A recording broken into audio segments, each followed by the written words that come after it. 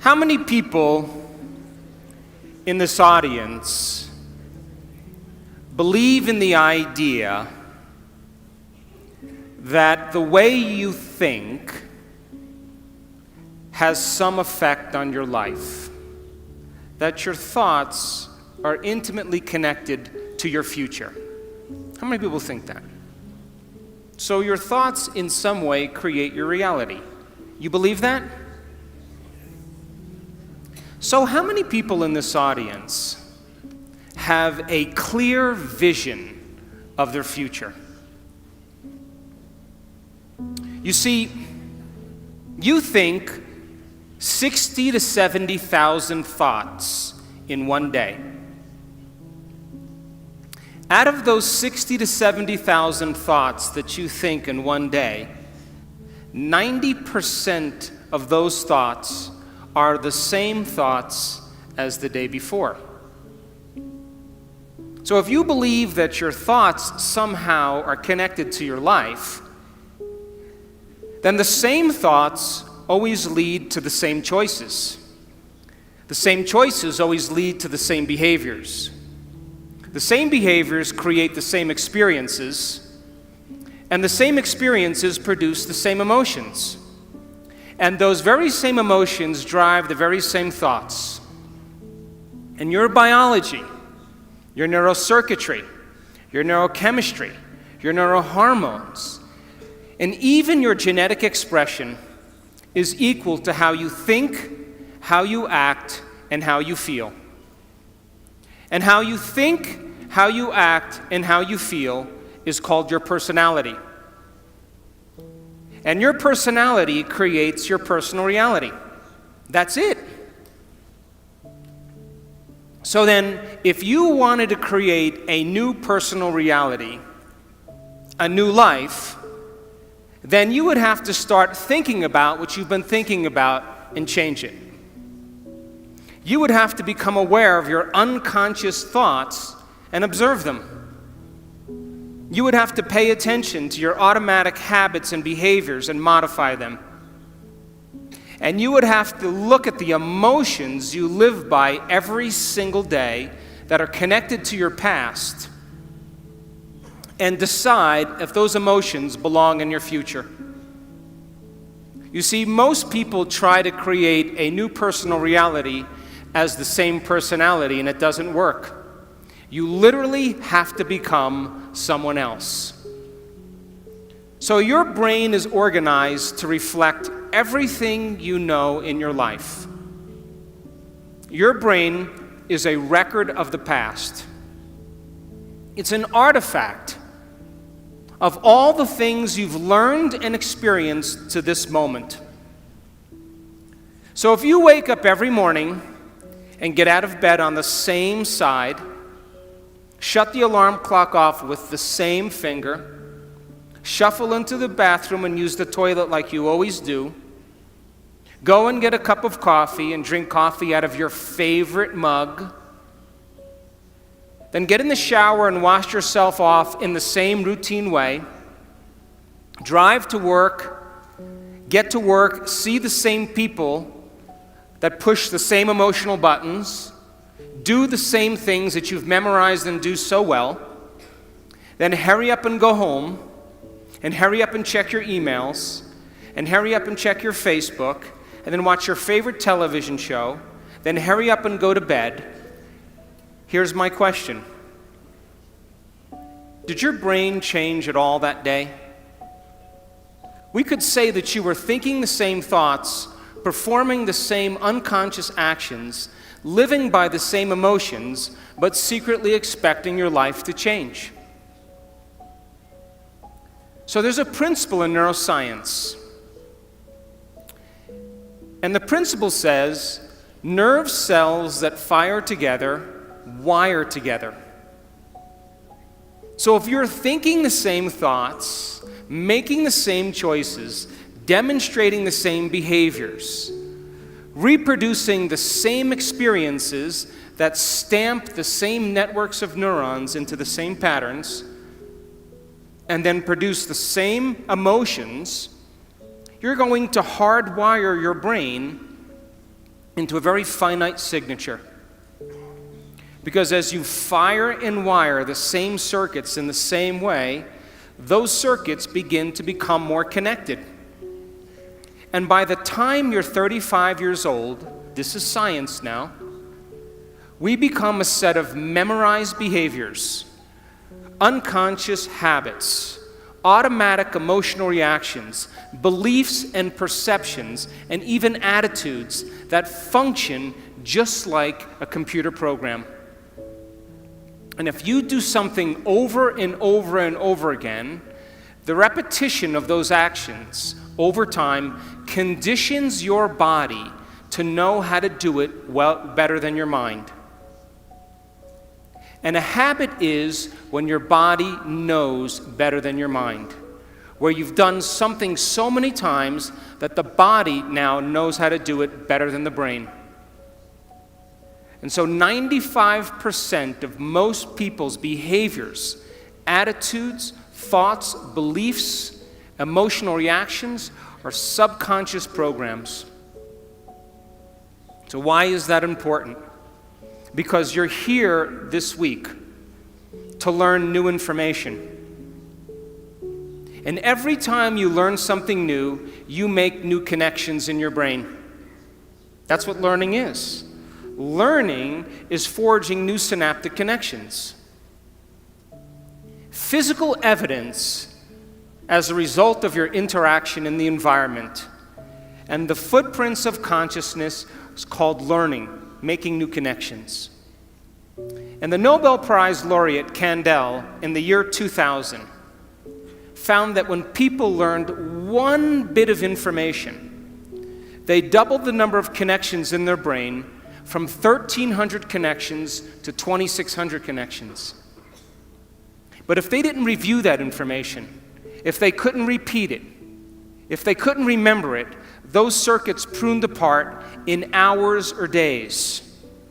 So if learning is making new synaptic connections, then remembering is maintaining and sustaining those connections. And you are here this week to learn vital information about creating a future and be defined by a vision of the future instead of the memories of the past. Because if you are not defined by some vision that is bigger than you, and you are not passionate about that vision, then you're left with the old hardware of the past in your brain, and you will be predictable in your life. So would you agree then? New thoughts, new information should lead to new choices. New choices should lead to new behaviors. And new behaviors should create new experiences. And new experiences should produce new emotions. And those new emotions should drive new thoughts. And that's called evolution. So if your brain is a record of the past, and you don't have a vision of the future, then you are living in the past. And you will never arrive at that new future. How many people understand what I'm talking about? So now, feelings and emotions are the end product of past experiences. And you can remember experiences better because you can remember how they feel. And when you're in the midst of an experience, all of your senses plug you into the environment. And as you're gathering all of this vital data from your external world, all that information rushes back to your brain, and it causes jungles of neurons to organize themselves into networks. The moment those neurons string into place, the brain makes a chemical, and that chemical is called a feeling or an emotion. And once you feel that emotion, you create a long-term memory. Now reason this with me. If feelings and emotions are the end product of past experiences, and you are feeling the same way every single day, doesn't that mean nothing new is happening in your life? And if those feelings and emotions drive certain thoughts, and you can't think greater than how you feel, because you had events in your life that have branded you emotionally, and you feel sadness or guilt or shame or unworthiness or insecurity, all of those emotions are created from past experiences. And when you feel those emotions, and those emotions drive certain thoughts, and then those thoughts make certain chemicals for you to feel the same emotion, and then those emotions drive certain thoughts, the repetition of that cycle then conditions the body to memorize that emotional state better than the mind. And now your body literally is in the past. Because if you can't think greater than how you feel, then you are thinking in the past. And so most people then spend the majority of their life talking about why they never arrive at their vision of the future because of some past experience. And so if feelings and emotions are the end product of past experiences, you remember your first kiss, you remember your wedding, you remember the birth of your children, you remember catching a fish off the coast of Manzanillo with your 3 best friends, because you caught the fish and it was a new experience and you felt great. And then you went to the casita and you cooked the mahi-mahi and you drank Sauvignon Blanc and the wind was blowing off the sea and the sun was setting. And you made a long-term memory. But you also have memories that are connected to trauma and crisis, to disappointments. And those are the memories that people remember more than anything else. And so if you haven't overcome some emotion that keeps you anchored to the past, then you tell a story about the past. And people say, I am this way because of this experience that happened to me 15 years ago. I am this way because of some event that happened 30 years ago. And from a biological perspective, it means I haven't been able to change in the last 15 or 30 years. And Scientific American, a prestigious magazine, says that 50% of what you talk about in your past isn't even the truth. You make it up. Because you don't have the same brain that you did 15 years ago or 30 years ago. So then your brain and body are typically in the past, because thoughts are the language of the brain and feelings are the language of the body.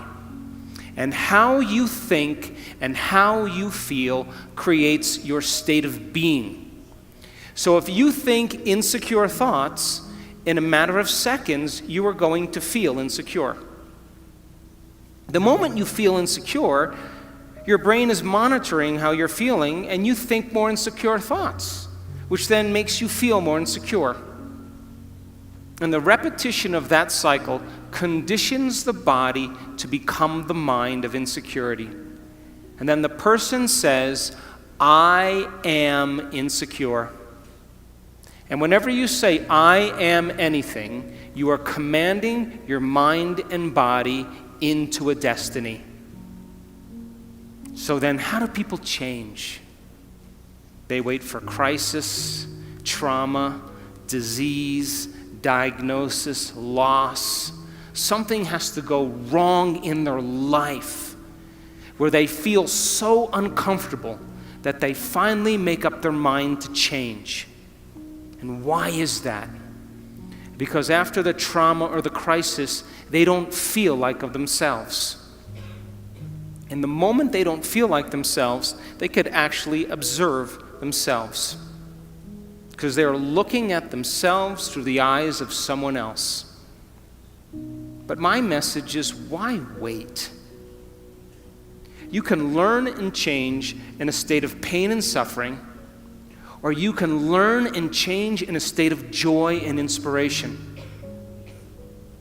So then, if your brain is a record of the past, and you are living by the same emotions that have defined you for the last 10 years, and you keep thinking the same thoughts that make the same chemicals, and those same chemicals drive the same thoughts, then your body, as the unconscious mind, does not know the difference between an actual experience in your life that creates an emotion and an emotion that you're creating by thought alone. And so your body is believing it's in the same past experience 24 hours a day, 7 days a week, 365 days a year. And your body is programmed into the past. And you can't create a new future holding on to the emotions of the past. How many people understand what I'm talking about? So then, when you react to someone or something in your life, you have a choice. That when an event changes how you feel, there's a chemical change that's taking place in your body. And most people don't think they can control their emotional reactions. And so then when you react to some coworker or some relative or somebody in traffic, the moment you react emotionally, you are altered chemically. And if you don't know how to control your emotional reaction after that event, and you allow those emotions to linger for hours or days, you know what that's called? That's called a mood. Hey, Juanito, what's wrong with you? Oh, I'm in a mood. Really? Why are you in a mood? Well, this thing happened to me 4 days ago, and I'm having one long emotional reaction. And if you keep that same refractory period going on for weeks or months, that's called a temperament. Hey, why is she so angry? I don't know. Why are you so angry? Why are you so bitter? Why are you so enchilada?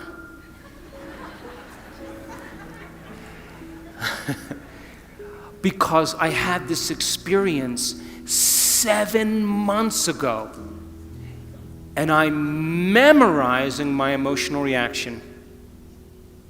And if you keep that same refractory period going on for years on end, that's called a personality trait. And people wear their emotions on their sleeve, and that's who they think they are. And they will talk about the past to validate why they're not creating the life that they want. So then if you wake up in the morning, Mexico City, and you are not being defined by a vision that's bigger than you, and it doesn't get you out of bed and inspire you into possibility, and you get up living from the old hardware of the past and the old emotions stored in your body, do you know what's going to happen to you? You're going to wake up and you're going to open your eyes and you're going to see the same people and go to the same places and do the exact same thing at the exact same time. And the moment you open your eyes, all of a sudden now, it's your external environment that's controlling how you think and feel. Because you have a neurological network in your brain for every person you know, every place that you go, everything that you own, everything that you do. And the moment you open your eyes and you see the same people and go to the same places and do the exact same thing at the exact same time, it's your external environment that's turning on different circuits in your brain, causing you to think equal to everything that you know. And you told me you believe that your thoughts have something to do with your destiny.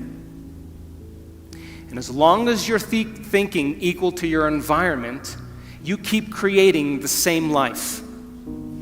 To change, to truly change, is to think greater than your environment, to think greater than the circumstances in your life, to think greater than the conditions in your world.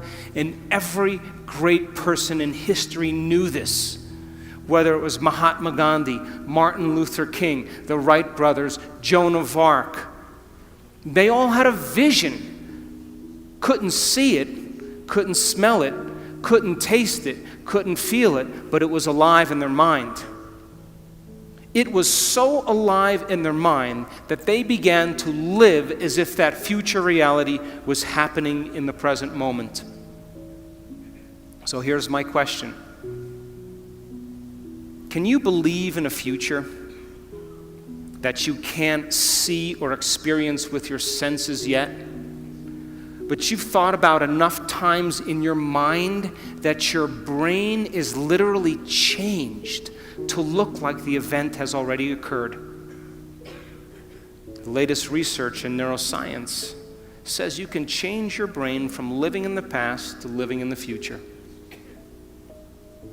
And can you fall in love with that vision to such a degree that you come out of your resting state and change guilt or suffering into inspiration and joy and gratitude? To such a degree that your body, as the unconscious mind, does not know the difference between that external event and what you're creating internally, so that your body believes it's living in that future in the present moment, and you begin to signal new genes in new ways to change your body to look like the event has already occurred. The latest research in epigenetics says you can change your body by thought alone. Now reason this with me. If there's physical evidence in your brain and body to look like the event has already occurred, your brain and body are no longer living in the past, they're living in the future. And you will walk right into your vision. Now, most people in this audience, all of you, have done something great in your life. You all have. Now reason this. You woke up one day, or you had a wild thought out of nowhere. And that thought was a possibility in the future. Something new you wanted to experience. And the moment you started thinking about this experience, the moment you started contemplating this potential reality, you turned on a part of your brain called the frontal lobe, the crowning achievement of the human being. It's 40% of your entire brain. It is the creative center. And it has connections to all other parts of the brain. And the moment you said, what would it be like to be a leader? What would it be like to be successful? What would it be like to have this vision come true? The moment you asked that open-ended question, you turned on this part of the brain. Because the rest of the brain is just a bunch of automatic programs. And now the frontal lobe, the creative center, wakes up, and it has connections to the entire brain. It's the CEO, it's the boss, it's the symphony leader of the brain. And the moment you get creative, the frontal lobe begins to select different networks of neurons that are stored in your brain from things you've learned or experienced. And as you begin to think a what-if question, it begins to select these different networks and begins to seamlessly piece them together, and making your brain fire in new sequences and in new patterns and new combinations. And whenever you make your brain work differently, you're changing your mind. Because mind is the brain in action. Mind is the brain at work. And the moment those neurons fire in tandem, you get a picture in your mind, a hologram, a vision, an abstraction. And for those people who are passionate, that thought that they're thinking begins to create an elevated emotion. They become inspired. They feel enthusiastic, in theos, filled with God. They become passionate. They started to open their hearts. And all of a sudden, they're combining a clear intention with an elevated emotion. And it's the combination of a clear intention and an elevated emotion in our research over and over again that proves then the person now is changing fundamentally, changing biologically, changing internally. And their brain and body are moving from living in the past into living in the future. How many people are still with me? Yes? So then think about this. When you do that, when you had that moment, you came out of your resting state, and then you started to write down all the things you were going to do to get to that vision, all the choices you were going to make, all of the experiences or goals you wanted to achieve, and all of the emotions and the joy you would feel. And when you were doing that, you were setting your sights towards that destiny. And then you did something really brilliant. You wrote down the choices you weren't going to make. You became aware of the behaviors you weren't going to demonstrate. You began to review certain experiences you wanted to stay away from. And then you looked at the emotions that would bring you to a lower level. And you began to separate the old self from the new self. And when you begin to do that, and you're observing the old self, it means you're no longer the program. Now you're the consciousness observing the program. And that's when you begin to objectify your subjective self. Now reason this. Let's say you've had some pretty rough experiences in your past. And those experiences caused you to feel sad and unworthy and guilty and judgmental. And you've gotten so used to feeling guilty and unworthy and judgmental that that's just feels normal to you. And then because you feel kind of victimized, then you blame people and you complain and you make excuses and you feel sorry for yourself, and that's your personality.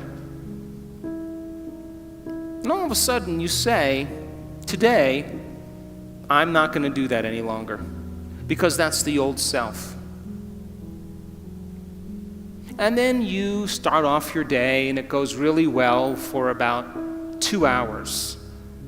And then all of a sudden, the moment you realize that you're no longer making the same choices as the day before, you are going to feel uncomfortable.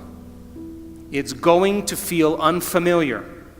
It's going to be uncertain. There's going to be some unpredictability.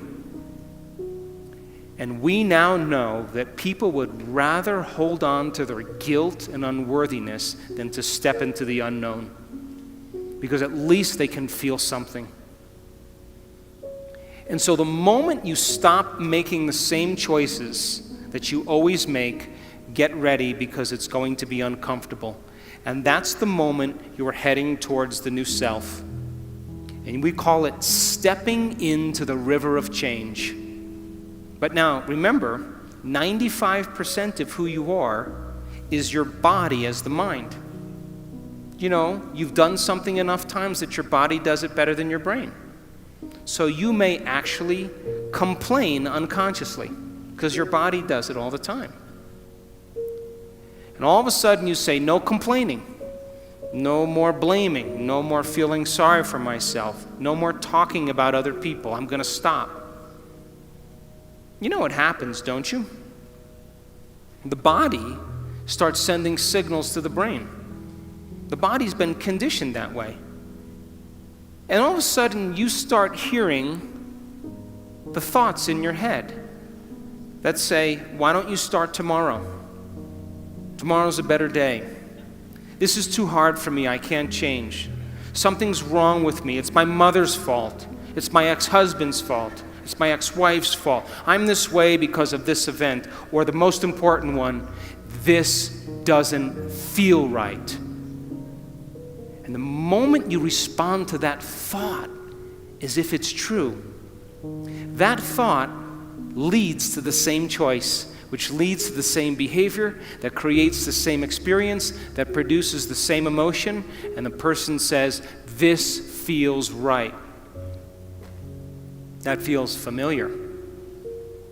Going from the old self to the new self, stepping into that void, stepping into that uncertainty, is the biological, the neurological, the chemical, the hormonal, genetic death of the old self.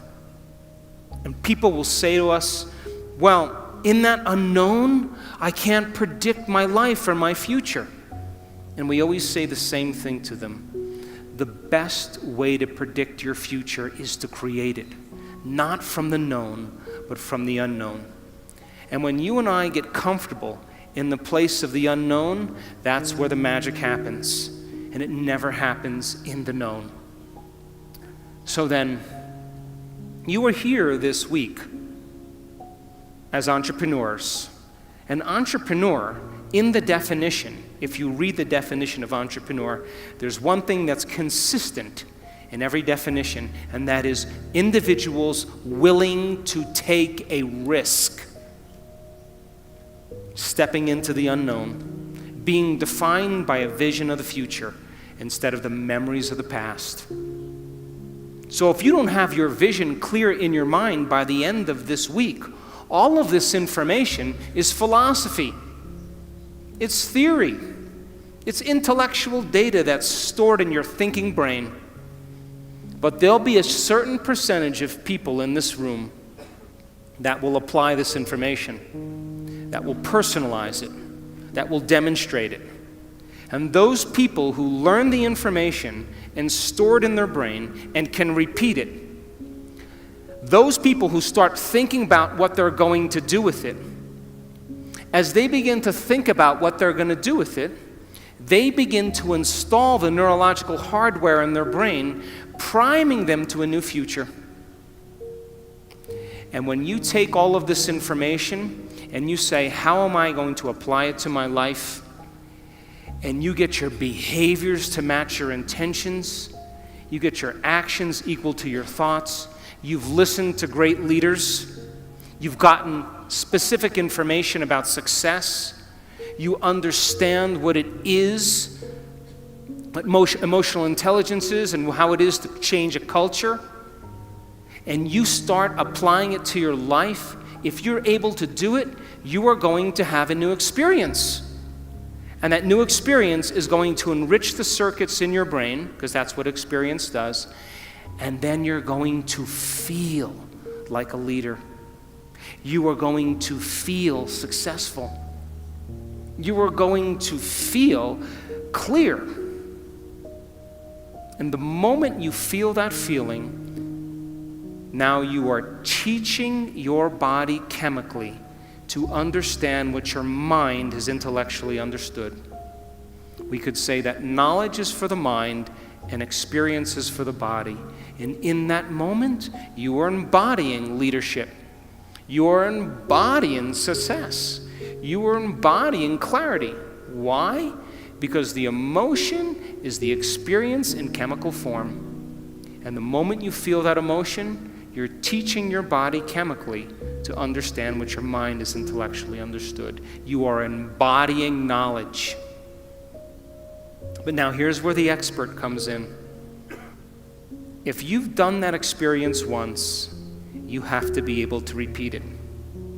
And great people in the world who are uncompromising, they keep working to reproduce the experience. And if you can reproduce that experience over and over again, neurologically and chemically, you will condition your body to become the mind of it. Now it'll be innate in you. It'll be second nature. It'll be easy. It'll be familiar. It'll be common. It'll be automatic. You've done it so many times that it is now who you are. So our jobs then, to go from philosopher to initiate to master, from mind to body to soul, from knowledge to experience to wisdom, and from thinking to doing to being. And you and I have all the biological and neurological machinery to do this. But some people will get all of this information and it'll be philosophical. They'll never apply it. Those people who actually apply it and have the experience once will think that that's defining them. But people who really embody and make it innate in them, the true leaders of the world, it becomes who they are. They don't have to think about leadership. They are leadership. They don't have to think about success. They are success. It's become who they are. And so I want to show you some slides now to piece this all together so you begin to understand exactly what I'm talking about.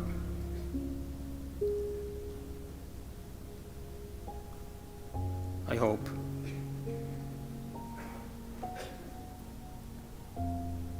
Here we go. So our research, and we've worked with many companies in the United States and in Mexico and in Europe.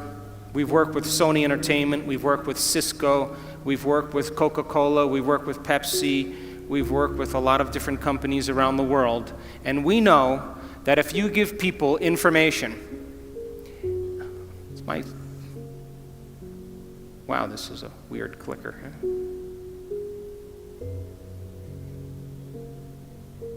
I guess I should point this way, huh? Can we go back to the last slide? Let's just have you do it, huh?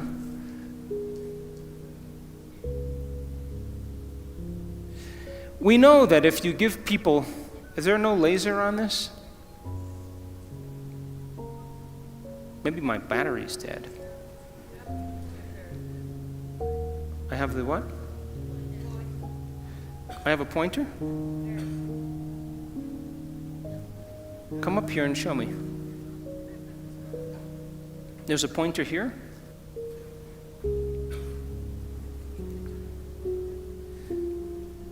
Oh, this is where I have to point. Oh, I get it. If you give people sound information, and then they can repeat that information, they're wiring it in their brain. They're creating a new model of understanding. If you show them how to apply that information, if they do it properly, they will have some type of transformation. That transformation isn't something that causes people to feel bad or unworthy. It causes them to open their hearts. It causes them to feel joy, to feel gratitude. They feel differently. And if you're able to then create that elevated emotion and you teach people more information, they will continue to transform themselves, and that's called evolution.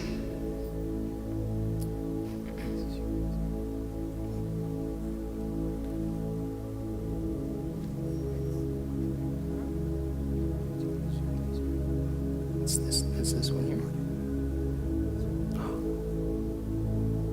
Is it there?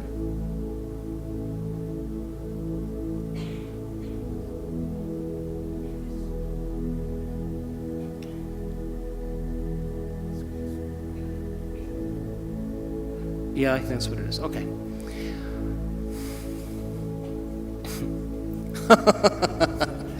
Oh, God. I'm pointing it at you. Oh, down there, way down there. Look, I'm pointing it down there.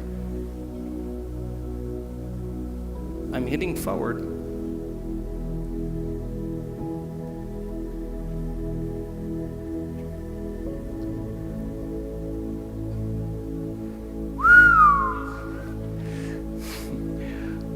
Okay, now let's get it to work.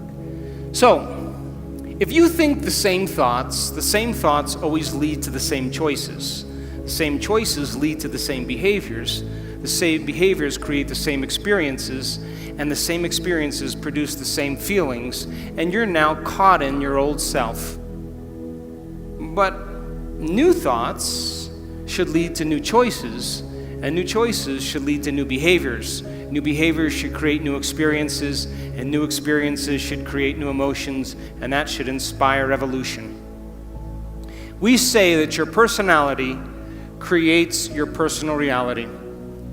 And your personality is made up of how you think, how you act, and how you feel. We could say that your personality is your state of being. So now, geniuses, if you keep thinking the same thoughts, keep demonstrating the same behaviors, keep living by the same feelings and emotions, your personal reality is going to stay exactly the same.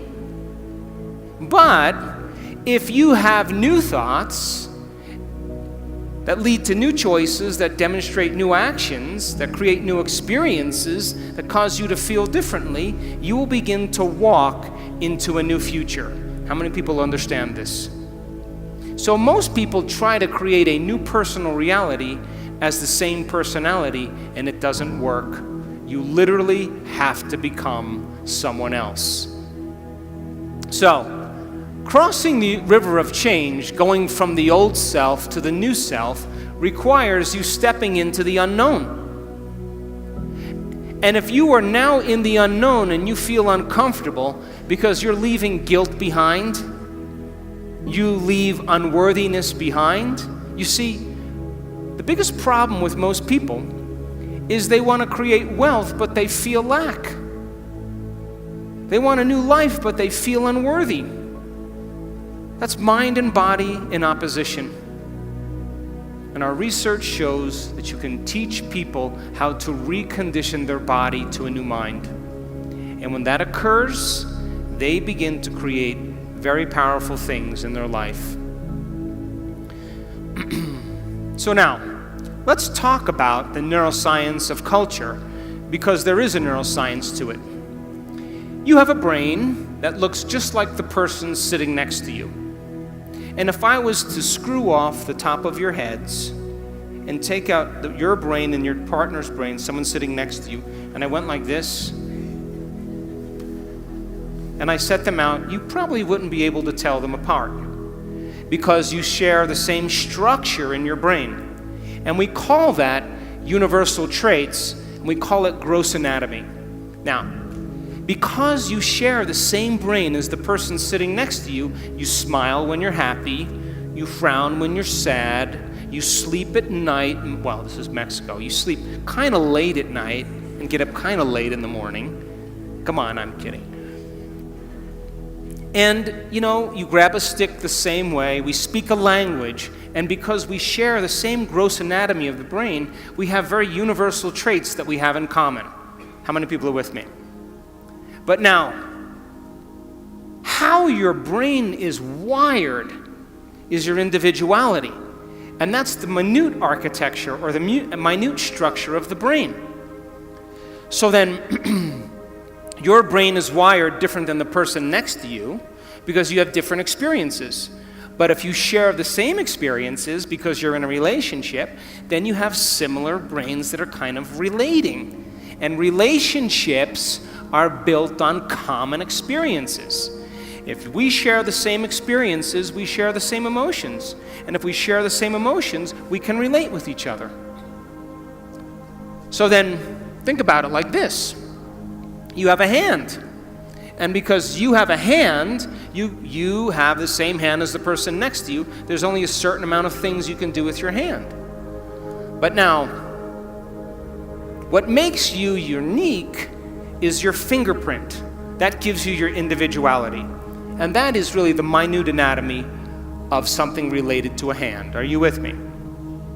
So now, what is the division that unifies both the universal traits and our individual traits? And the answer is culture.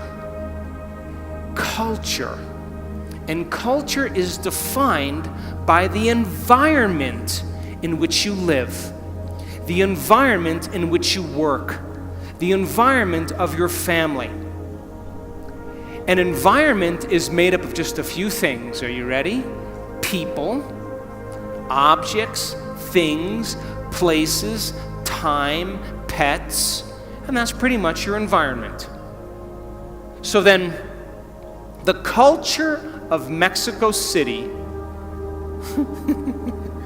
if I keep asking, I'll get it now.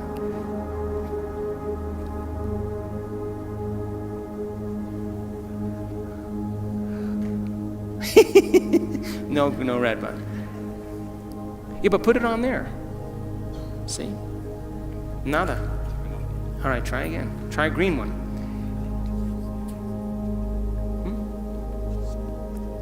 Okay, we're doing good. So the culture of Mexico City is defined by the environment. You eat certain foods, you like certain music, you relate with one another because of the environment in which you live in. And that culture is created from the environment, which is different than the culture of Mongolia, because it's a different environment and they have different traditions, they have different customs, because they've had to survive in a different environment.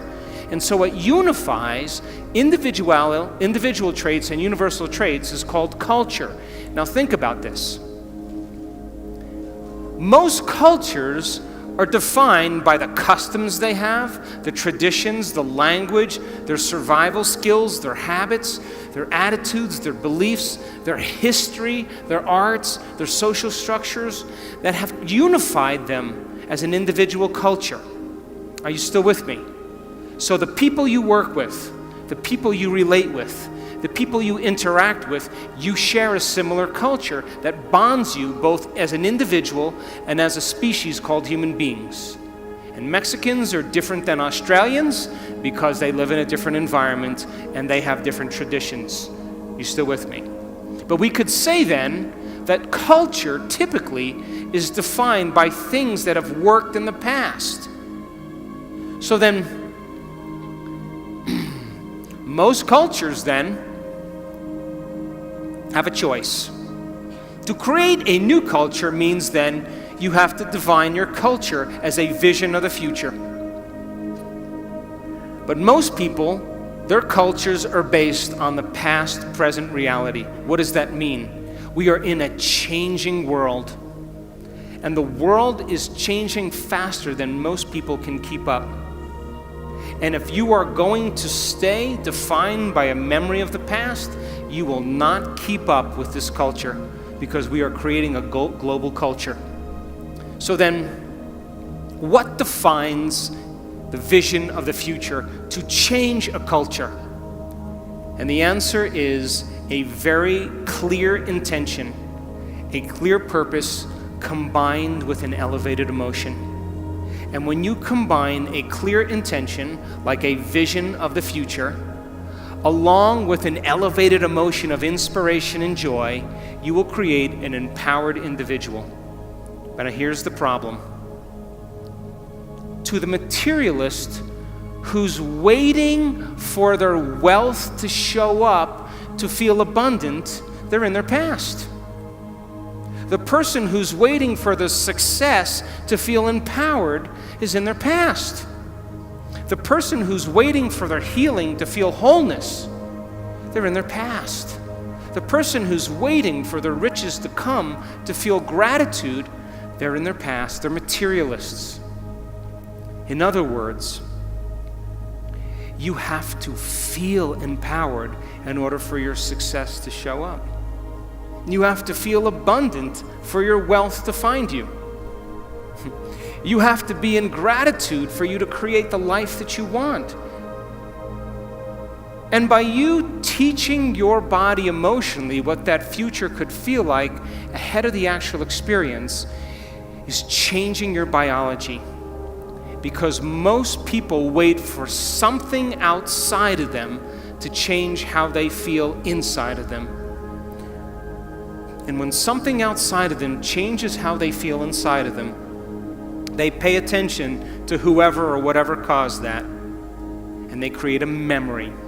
That's the old model of reality of cause and effect, waiting for something outside of you to take your pain away inside of you. The new model of reality is about causing an effect. That means then you have to feel gratitude every day for your new experience to occur. You can't wait for your success to feel empowered. You have to be empowered to create the success.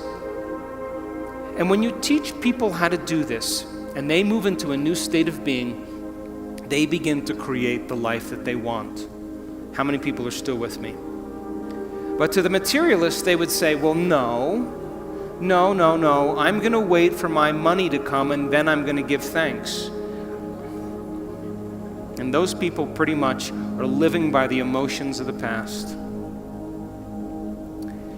And if you're living by the emotions of the past, you are viewing your future through the lens of the past, and your vision will fade. Because when you bring up an elevated emotion, you will see the vision clearly. And leaders in history that changed the world knew how to change a culture. Look at Martin Luther King. He talked about justice and then got enough people inspired that they felt empowered enough to do something about it. People came out of the resting state. And so then you share the same brain as Martin Luther King. And being defined by a vision of the future begins to change a culture.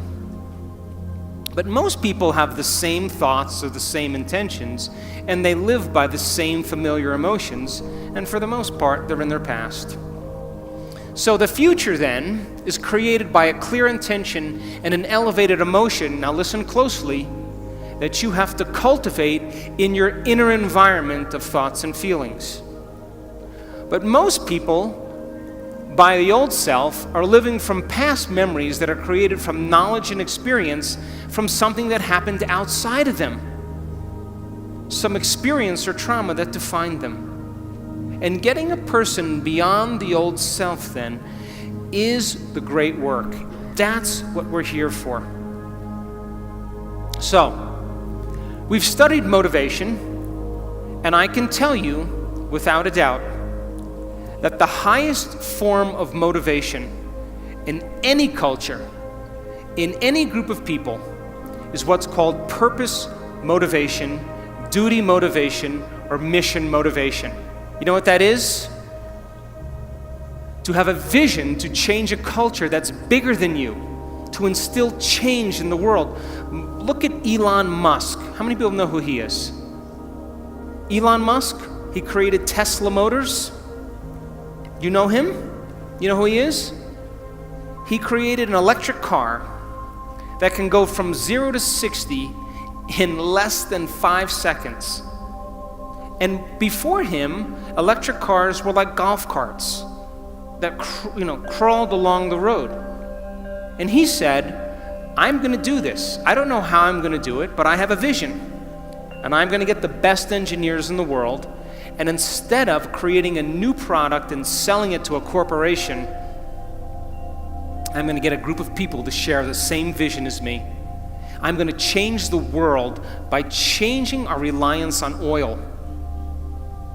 And I am going to make a difference in the world, and I am going to make a lot of money. Why not? And so people said, no, that's not possible. And he held on to that vision. And now Motor Trend magazine never rated a car close to 100.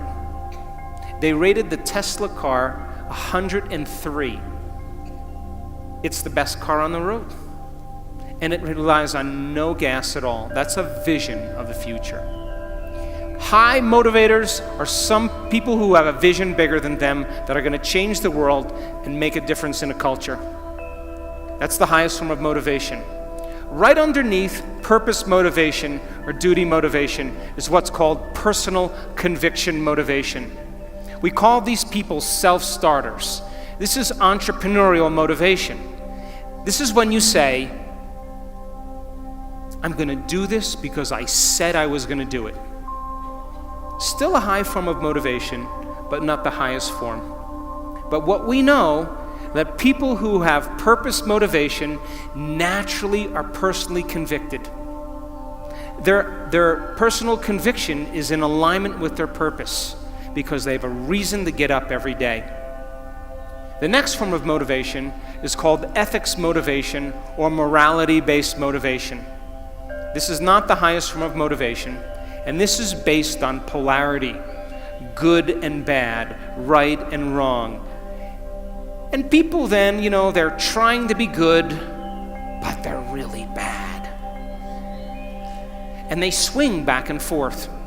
They preach one thing and they do something else. And a lot of the models that are based on, a lot of models are based on this. But we know from our research that people who have purpose, motivation, have a vision that's bigger than them, that are personally convicted, have a great sense of morality, a great sense of ethics because it falls right in alignment. The next form of motivation is called ego-centered motivation. This is for acclaim and recognition and importance. But we know then that that's not a very high form of motivation and it never lasts. But people who have purpose motivation, have personal convictions, have a strong sense of ethics, naturally receive recognition. It's the end product. Now look at the lowest form of motivation. What does that say? Money motivation. People who are money motivated, you will spot them out in a crowd because they are selfish in their endeavors. They will take care of themselves first before they take care of others. It's the lowest form of motivation, but our research shows if you have a vision that's bigger than you, that's to change something, where you contribute to the whole, you have strong personal conviction, a strong sense of ethics, already receiving recognition and don't even need it, the money always comes. It's the natural flow. And we call that, in our work, affluence. You know what the word affluence means? To flow to you. People who are affluent don't go and get anything. People who are affluent have it come to them. That's who they are. It's a reflection of their state of being. How many people are with me? So then, when you have a purpose or a vision or a mission or an intent that's bigger than you, it means it signifies something that's ongoing. You could have a purpose to go east, and there's never an end to east. You could have a purpose to be healthy. There's always more health to have. You could have a purpose to be wealthy. There's never an end to wealth. You could have a purpose for knowledge, and there's never an end to knowledge. It signifies a direction. My purpose is to transform individuals in order to transform a culture. And I'm clear on that purpose, and it gets me up in the morning every single day. So then, how do you bring a vision from the world of possibility into the world of reality? From thought all the way down into matter. From what we say in quantum physics, from the wave of possibilities all the way down into the particle. From the immaterial, something that doesn't exist yet, into the material. From the world beyond the senses to the world of the senses. How do we do that? Well, it requires then setting up goals in alignment with your purpose. So let's just say you have a purpose to go in a certain direction. Your purpose signifies a direction, but your goals should always be in alignment with your purpose. And people who have goals in alignment with their purpose, their goals are a natural side effect of them being on purpose. What do I mean by that? Let's just say you lived in the United States, and you were living in Los Angeles, and your purpose was to go east. So you may set up the first goal to go from Los Angeles to Arizona. That's a short-term goal. And if you arrived at Flagstaff, Arizona, you would know that you were on purpose. Yes? And then you said, okay, my next goal is to make it to Santa Fe. I just should say New Mexico. And if you arrive there, then you may go to Amarillo, Texas, and then, of course, Little Rock, Arkansas. All of these are in a direct alignment with going east, and then finally to Atlanta, Georgia. And if you kept clear on your purpose and you kept clear on your vision, then those goals would be a natural effect of you being on purpose. How many people are with me? So when you set up the goals in alignment with your vision or your purpose, and you arrive at your goal, that's how you know you're still on purpose. So then what about getting healthy? You may say, okay, I want to lower my heart rate. That's one of my goals. I want to lose, 10 kilos. I want to have more energy. I want to wear a new wardrobe and have a new relationship. This is the short-term goal at the beginning, and the long-term goal is at the end.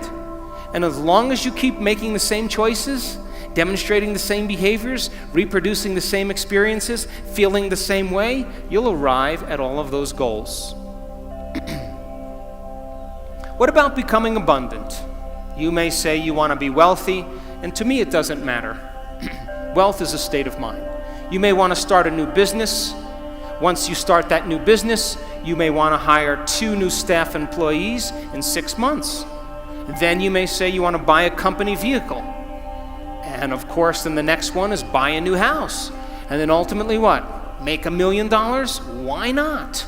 If that's your goal, to reflect your purpose, then you should arrive at it. Are you still with me? How about learning knowledge? Is there ever an end to knowledge? You may want to get an associate's degree.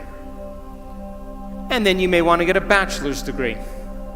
And then you may want to get a master's degree. You may want to get a doctorate degree. And then you may want to finally do research. But all of those things are in alignment with your purpose, is it not? So what about this? Exploring space. Could you then, we placed the monkey in a spaceship. That was our first goal. Then we created satellites. And then we made it to the moon. And now we got technology to explore Mars. And then, of course, a distant planet. And ultimately enter the galaxy. So it would look like this. We send the monkey out into space, then we create a satellite, we go to the moon, we go to Mars, and as long as our goals are along the line of our vision, we'll always arrive at our destiny. Now, I want you to understand that there is a very specific formula for excellence. And the formula requires a person who has a clear purpose. But there are 2 other ingredients that put this together. The first thing is called competence. You know what competence is? Somebody who does something really well. The more competent they are, the better they are at doing something. The third thing is called accountability. Accountability means if you say you're going to do something, you do it. And if someone asks you to do something, you do it really well. And if you combine a person who's on purpose with a high level of competence and accountability, you have excellence in an individual. I run 3 companies, and all 3 companies, my teams, are very high on their purpose scale. They better align with my purpose. They have very high level of competence, and they are very high on the accountability scale. And I don't even bother them. I never even manage them. Because if they're not competent, accountable, and on purpose, they're going to stand out with the rest of the culture, and other people are going to be doing their job, and they are not going to keep up. And I say to my staff, I run an Olympic-level team. You have to be able to play at an Olympic level. If you can't be competent and accountable on purpose, there's nothing personal. We just have to cut you because we're moving at a fast pace. So now, if you look at what it takes now to maintain a healthy culture so that a group of people can work well together, it requires the same 3 things. A person who has a clear purpose, let's say your purpose was to change the world and my purpose was to change the world. And if you and I shared the same purpose, we would be heading in the same direction. Would you agree? And if we're headed in the same direction, that movement in the same direction begins to create what's called trust. That invisible thing called trust. And if you're competent and accountable in moving in that direction, and I'm competent and accountable and moving in the same direction, you have trust in a community.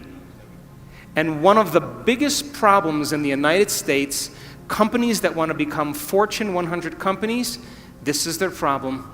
Nobody trusts anybody because they're too competitive, they're angry, they have no emotional intelligence, they don't know how to work together in teams, and because of that, they have no trust in the community, and the culture can't sustain itself. Are you with me still? So now, why do we lose sight of our purpose? Why do we lose sight of our vision? Why do we make the wrong choices? Why do we say we're going to do something and all of a sudden we do something else? And the number one reason is called stress. And when you see a predator in your life, like a lion or a cougar, you turn on a primitive nervous system called the fight or flight nervous system. And the moment you turn on that fight or flight nervous system, you are going to mobilize enormous amounts of energy to prepare yourself for some threat in your external environment. Now, Mexico. This is pretty adaptive. If you're being chased by a lion, you better have the energy. So when that happens, you're moved out of balance. Your pupils dilate, your salivary juices shut off, not a time to eat an enchilada. Your respiratory rate changes, your heart rate changes, and blood is sent to your extremities, and you're either going to run, fight, or hide. That's your three options. Run away, fight back, or freeze and hide.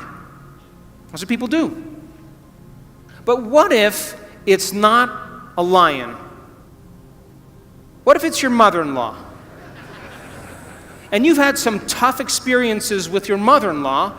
Do you know that you'll react to your mother-in-law just like she was a lion?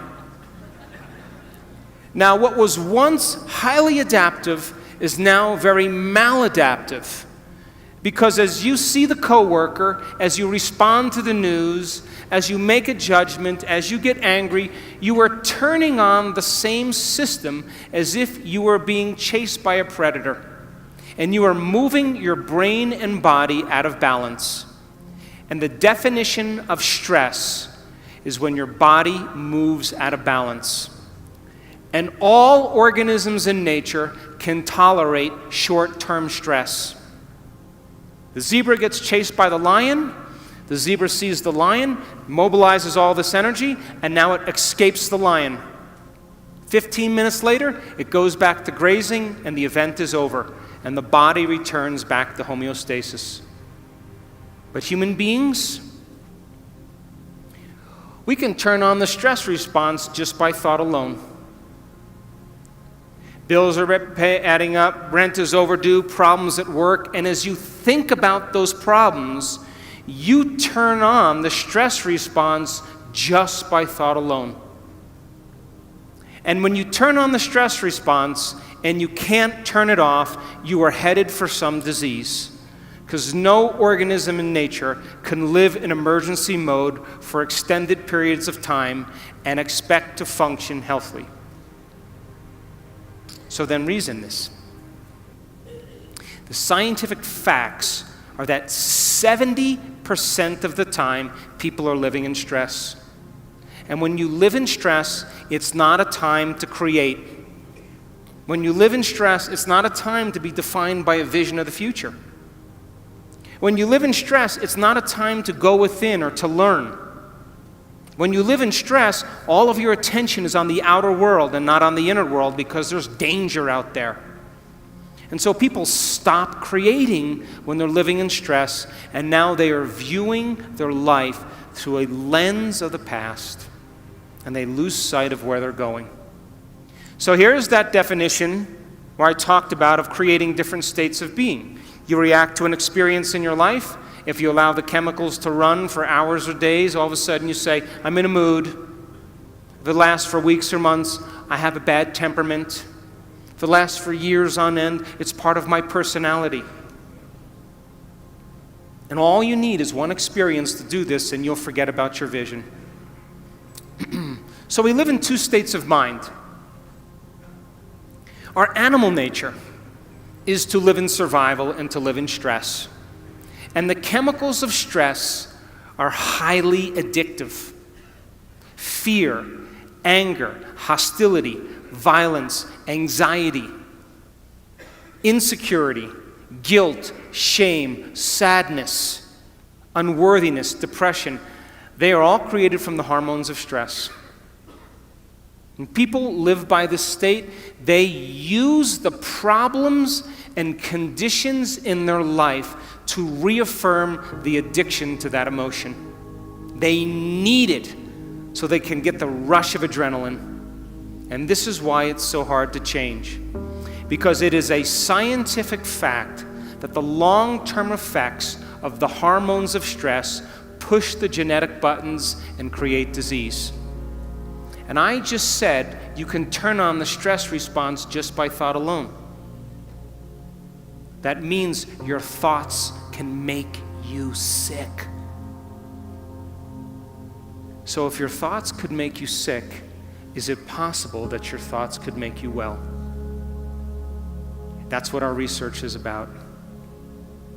And if you know that the hormones of stress are highly addictive, and you can turn on the stress response just by thought alone, you can become addicted to your own thoughts. And this is why change is so hard. Because people cling to those emotions because it makes them feel something. So living in survival is living in stress. It's being in what's called catabolism or tissue breakdown. There's disease, there's imbalance, there's degeneration, the emotions of fear and anger and sadness. People tend to be selfish when they live by the hormones of stress, because when you're under stress, you got to take care of yourself. So keep putting things bad on the news, keep creating fear, keep showing war, keep people feeling less than, and of course, they'll stay selfish and never create community. It's a great way to control people. When you're living in stress, you focus on three things: everything in your environment, your body, and time. Because if you're being chased by a lion, you're going to put your attention on your body, you're going to become aware of where you're going to run in your environment, and you're going to think about how much time you have. And if you live by the body, the environment, and time, you are not being defined by a vision. Because a vision has nothing to do with your body, the environment, and time. It has to do with a thought. So then you're in emergency mode. You'll get very object-focused. You'll focus on something over and over again. How many people have problems and you keep thinking about your problems over and over again, over and over again? That's how survival works in the brain. You keep focused on your problems. You feel separate from possibility. You define reality with your senses. You're living by cause and effect. You don't see any possibilities. Of course, your brain and heart are incoherent. We've measured this thousands of times. In other words, when you are impatient and you're frustrated and you're angry, your brain gets out of balance. And when your brain gets incoherent, you get incoherent. We measure people's hearts. We just came from a beautiful event in Cabo San Lucas in Los Cabos, 500 people, training them how to train their brain and hearts. When you're impatient and frustrated, your heart gets incoherent. When you feel love and gratitude, your heart gets coherent. When you feel love and gratitude, your brain gets coherent. So then, people in emergency mode focus on knowns. They don't want the unknown. The unknown is dangerous. They want knowns and familiar. They lose their vision. The divine aspect of ourselves are the creative aspect of ourselves. That's when the body moves into homeostasis. We go from contraction to expansion. There's anabolism. There's body repairs itself. There's order. There's health. There's regeneration. The elevated emotions of love and joy, of trust, of knowingness, of gratitude, they begin to produce 1,300 new chemicals that begin to heal the immune system. The hormones of stress produce 1,200 chemicals that last for 90 seconds to 2 minutes that alters how we think and feel. But isn't your definition of an addiction something you can't stop? So if I said, hey, I know you're really angry, but why don't you stop? If you can't stop your anger, then you're addicted. Valid or not, justified or not. If you can't stop your sadness, then you must be addicted to those chemicals. But those chemicals only last for 90 seconds to 2 minutes, which means, I tell my kids this all the time. Well, they're older, but when they were younger, if you're angry for more than 2 minutes, you're faking it.